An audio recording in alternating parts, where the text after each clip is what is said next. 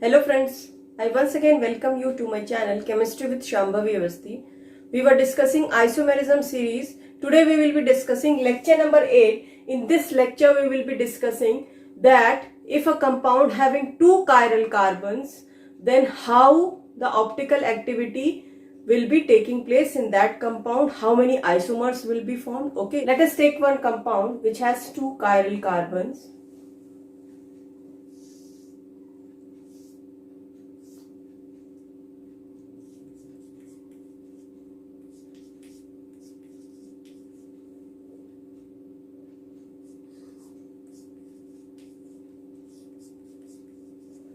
Now this is a compound having two chiral carbon. This is the first carbon and this is the second carbon. Okay. Now if you see here, we will take the mirror image of this. Mirror image of this will be, so this will be the mirror image of this compound. And now you know that when any isomer forms its mirror image, these two images are non-superimposable on each other. So this pair of isomers will be called enantiomers. Now we have already studied that if we draw a line from here, this will be your plane of symmetry. Okay, and if you fold it on this plane, then you will see CH will overlap CH3, CH3 will overlap CH3, H will overlap H, Br will overlap Br. So this we can say that this is a symmetrical compound. This is a symmetrical compound, and in symmetrical compound we have studied that the formula says 2 to the power n. This number of isomers, stereoisomers will be present in a symmetrical compound. So here this n is the number of stereocenter. N is the number of stereocenter. Number of stereocenters means number of chiral carbon. So here 2 chiral carbon. So this will become 2 to the power 2. That will be equal to 4. So what are the other forms of isomers that it can form? Now we will be drawing all the 4 isomers. Let us draw all the 4 possible isomers. Now what you can say? We can draw a structure .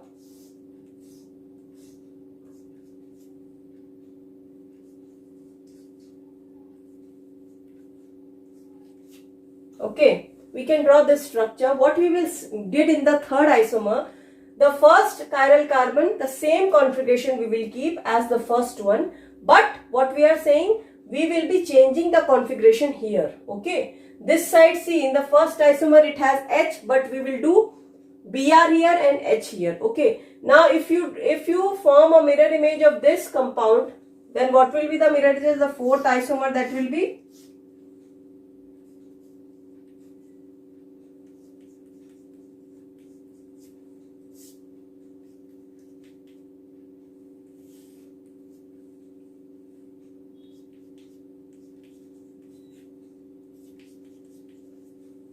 Now look here, they are enantiomers to each other. See, 4 isomers, these two are enantiomers and these two are enantiomers with each other. But this first 2, 3 and 4.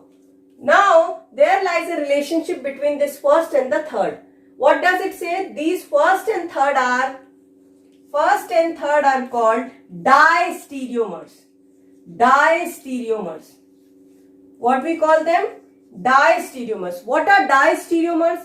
See, diastereomers are stereoisomers in which the configuration around first one of the chiral carbon is same, but the configuration at the second carbon changes. So if you see this first and the third structure, you can see here configuration at the first carbon, this and this carbon, both are same. But at the second carbon, you can see Br is at this place and here H is there, but here Br is there. Here Br is there, but here H is there. So what is diastereomers? Diastereomers are the pair of stereoisomers that have same configuration at one chiral carbon, but the configuration at the second chiral carbon changes. Similarly, if you see this second and fourth, what you will see? Br, Br, H, H, same configuration. But at the second chiral carbon, here Br, here H, here H, here Br. So at the second chiral carbon, this relationship change. So these second and fourth and first and third have a relationship in between them, and that they are distereomers. They are distereomers. I hope this is clear to you. So now we know two types of stereoisomers. One is enantiomers that have same configuration at both the chiral carbon, and they are having a relationship of non-superimposable mirror image to each other. But distereomers, what they say? In distereomers, the configuration at one of the chiral carbon is same, but the configuration at the other carbon changes. So they are known as distereomers. Now we will say what are the difference between enantiomers and distereomers. Enantiomers and distereomers. First point is they are non-superimposable mirror image of each other. Mirror image.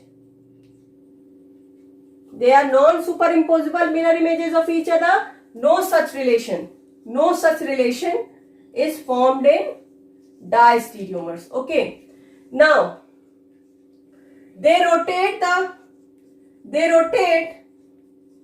path of plane polarized light to same extent but in opposite direction.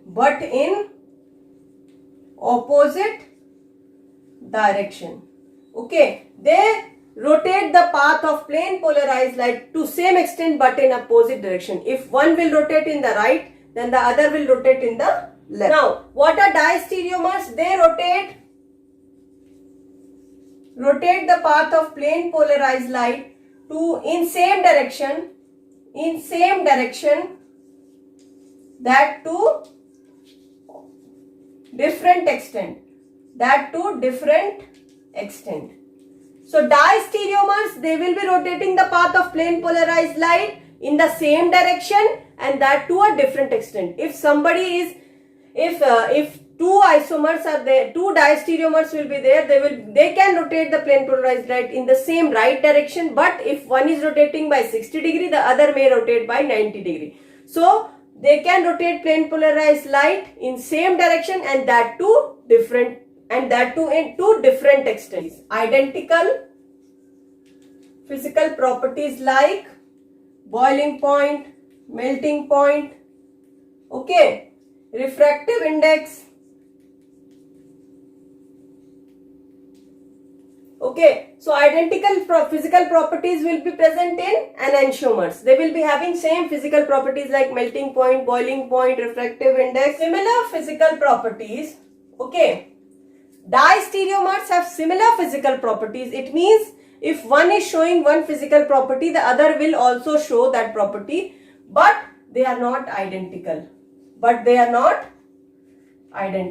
have similar physical properties, but they are not identical. Okay. Since these enantiomers have identical physical properties, cannot be separated by physical means. They cannot be separated by physical methods.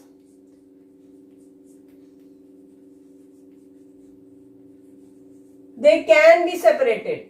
Distereomers can be separated by physical methods. Distereomers can be separated by physical methods because here the physical properties are not identical. So these are some differences in enantiomers and distereomers. Now I will teach you how you will find out the RNS absolute configuration in compounds with two chiral carbons. Tartaric acid. Let us take this example of tartaric acid. Now, this is a chiral carbon and this is a chiral carbon. Okay. Now, let us give the numbering. Let us give the numbering on the first carbon. So let us do this separately. This is the first carbon and this is the second carbon. Okay, see this first carbon. So this is connected to C, that is one carbon here. Then here OH, here H, and here COOH. Now if you see the first atom here, oxygen greater than carbon, so this will be 1.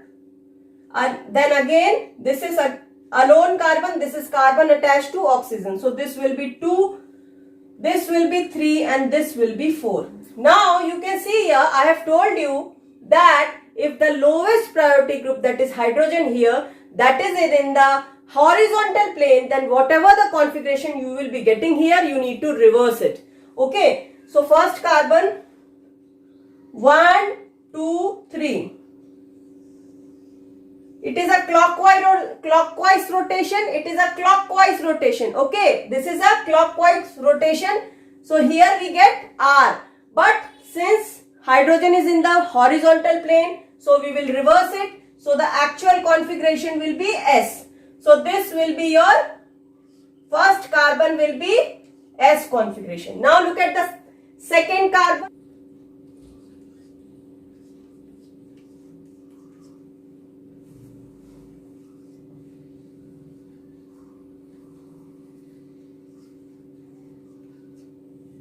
This will be 1, 2, 3, 4. Now look here at the second carbon also, the horizontal position, lowest group H is at the horizontal position. So again you need to reverse the configuration whatever you will be getting. 1, 2, 3.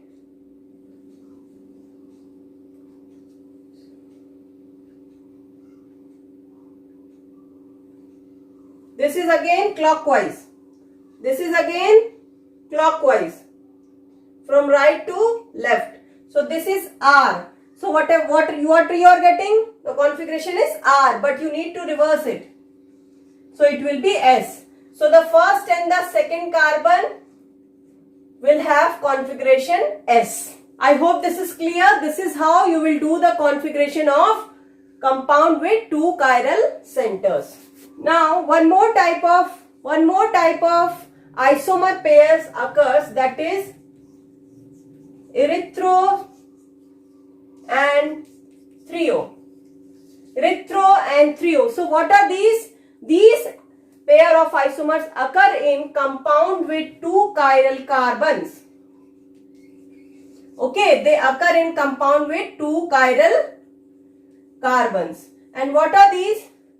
The condition for these are, the condition for the formation of erythros and trios are that 2 chiral carbons will have 2 same groups but different third group. See, chiral carbon is a carbon that will have 4 valencies fulfilled by different atoms.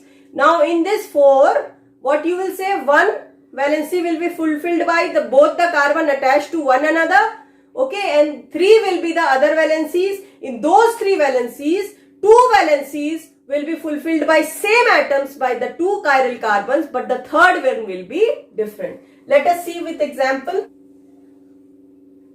Now look here students, these are the pair of 2 isomers. Okay, now if you see 2 chiral carbons, one is here and one is here. Okay, now this chiral carbon, okay, and this chiral carbon both have CH3 group common, H common, but the third group, and one valency is fulfilled by both of them connected to each other, but the third group here is different. OH, one has OH and one has Br.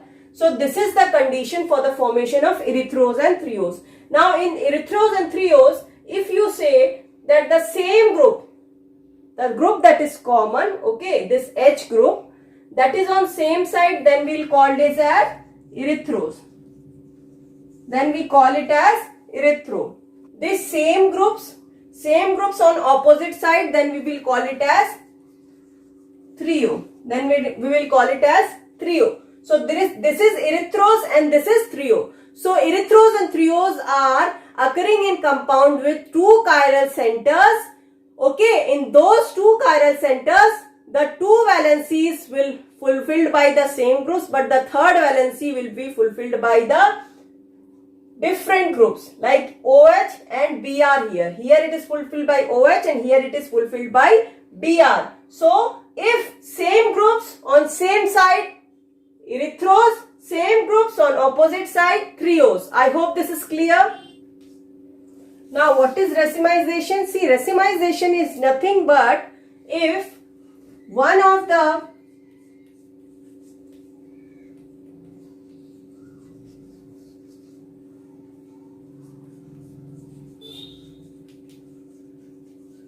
if both the D and L isomer, if both plus and minus isomer are present in a mixture, then the rotation done by this plus isomer,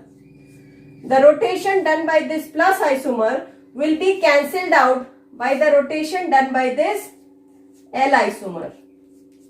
Okay. Dextro and levorotatory isomers present in a mixture, okay, then the net result will be that the path of plane polarized light won't be changing. The path of plane polarized light won't be rotated. Okay, it will go without any change. Why? Because the process in which dextro and levorotatory isomers present in the same mixture, what they will do? The dextro rotation done by a dextro isomer in the right hand direction will be cancelled out to the same rotation done by the levo isomer in the left direction. So the net result will be that there will be no optical activity and the plane polarized light will pass without any deviation, and this process is called as racemization. We'll study the mechanism of racemization.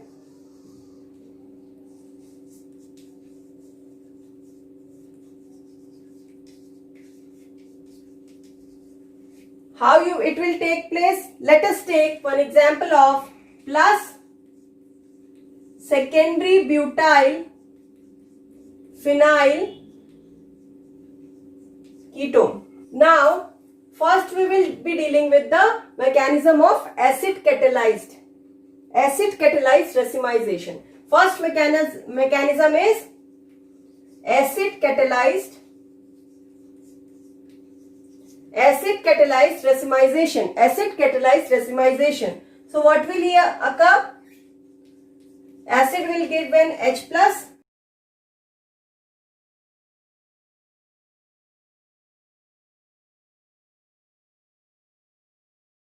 Reaction I am not able to draw on board. This I will be giving you along with this lecture. Okay, so that you can understand that how the base catalyzed and acid catalyzed racemization is taking place.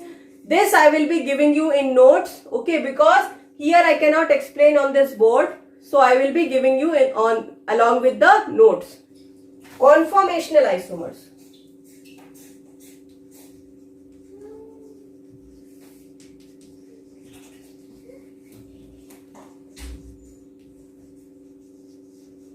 Now, conformational isomers are the stereoisomers that are formed due to rotation of carbon-carbon sigma bond. Now, when a sigma bond is formed, it is due to the axial overlap. It is due to the axial overlapping of the orbitals. Sigma bond is always formed by axial overlapping of the orbitals. So due to this, it has an electron cloud evenly spread in a cylindrical form, due to which a sigma bond can freely rotate. It won't cut the electron cloud like in the case of p orbitals or pi bonds. Okay, so what is happening? Due to the rotation of different atoms along the sigma bonds, we get different conformational isomers. I hope this is clear. Let me show you the conformation isomers in ethane. How to represent this conformational isomers? One carbon will be shown by circle, the other carbon will be shown by a point in the middle. This carbon shown by point, and we will draw three of his hydrogen attached to it. Now this ethane will have two types of conformational isomers. In the first place,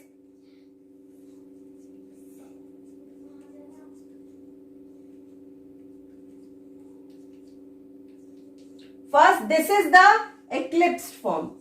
What is the eclipsed form? Now, eclipsed form is that form in which the hydrogen atom of the other carbon will overlap, will completely eclipse the one other hydrogen. Both of these hydrogen will be overlapping each other. So that will be your eclipsed form. The other form will be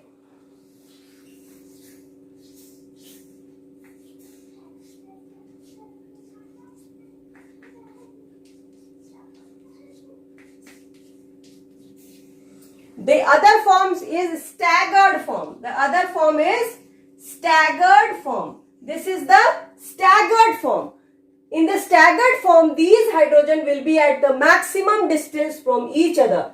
Here at 180 degree, here at 180 degree, here at 180 degree. So these will be at the maximum distance from each other. That is called as staggered form. Now let us see what are the isomers that are formed in N-butane.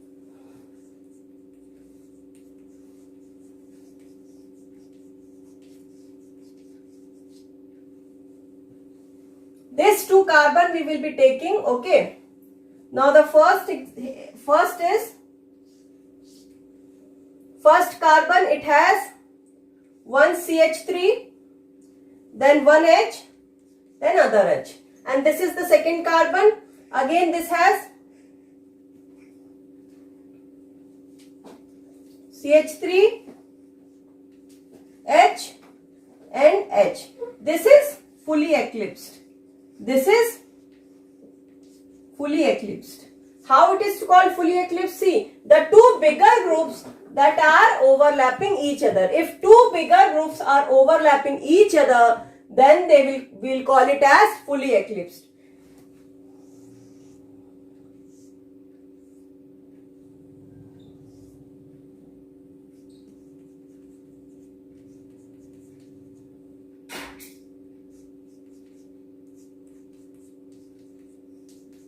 Now, if this CH3 has an angle of 60 degree, then we call it as Gauche.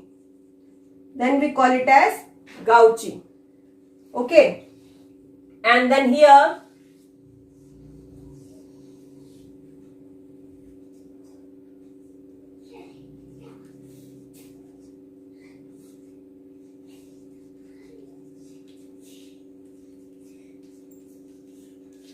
now this CH3 are at the maximum distance to each other. So this will be staggered. This will be your staggered form.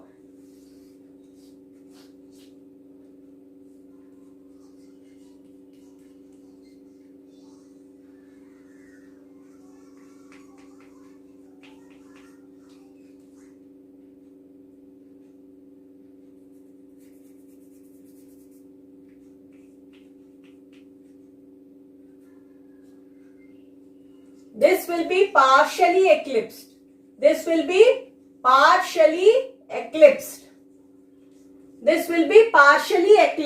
Now see here, CH3 is eclipsed by H, CH3 is eclipsed by H, H is eclipsed by H. Now the two bigger groups are not overlapping each other, but the other groups are close to each other. So we call it as partially eclipsed. So fully eclipsed, Gauche, staggered, and then partially eclipsed. I hope this is clear. These are the conformational isomers. These are the conformational isomers of N-butane. And this conformation isomers, see, it's rotating by some angles. Here it is almost eclipsed, then again rotated by 60 degree, again rotated by 60 degree, again rotated by 60 degree. So these are being rotated around these sigma bonds and forming different types of conformational isomers. We will now study the conformational in cycloalkanes. Conformation in cycloalkanes. Now in conformation in cycloalkanes, we will see that the regular tetrahedral angle is 109.5 degree. 109.5 degree, that is the regular tetrahedral angle. Now when cycloalkanes will be formed, this angle changes. This angle changes. Okay.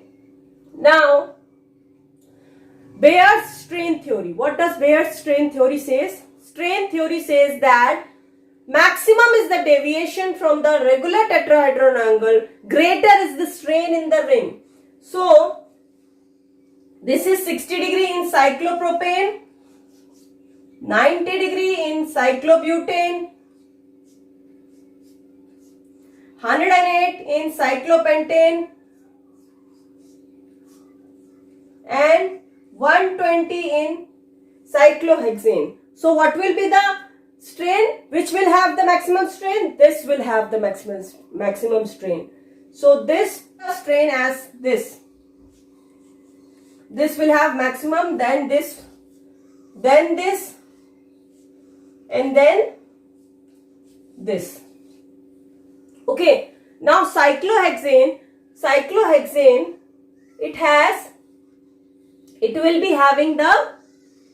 be having less strain. Why? Because they say that when the cycloalkanes exceed more than 5 carbon, then they won't occur as rings. They will be occurring in puckered form. So this cycloalkane will be present in two forms.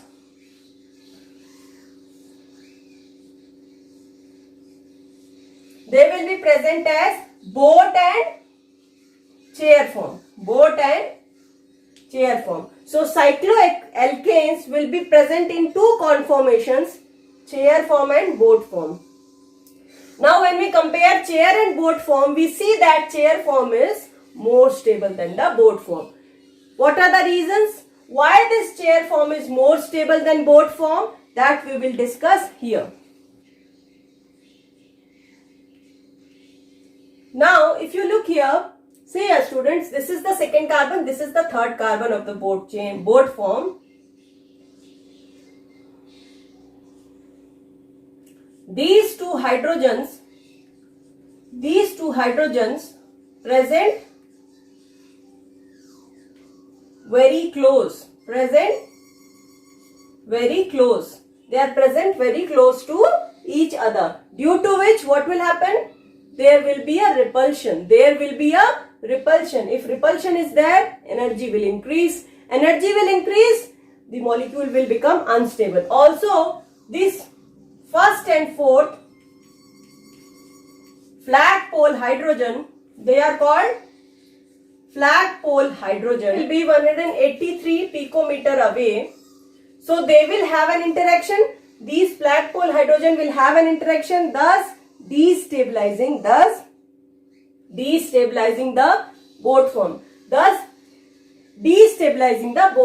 second and the third carbon hydrogen will be very close, so repulsion will occur. Also the flag pole hydrogen will interact. They are very close, 183 picometer away. Then this will be having large energy. Large energy means highly destable. So this will be your stable form. Chair form will be the stable form as compared to the boat form. I hope this is clear. I hope you like my video. The acid racemization mechanism and the base catalyzed racemization mechanism I will be giving you with this video. When you look at that, you will be able to understand that how the plus form is changing into the minus form, and if both of them are present, then optical activity will become 0. I hope you like this video. Please do subscribe my channel and please press the bell icon so that you can get the notification. Thank you, students.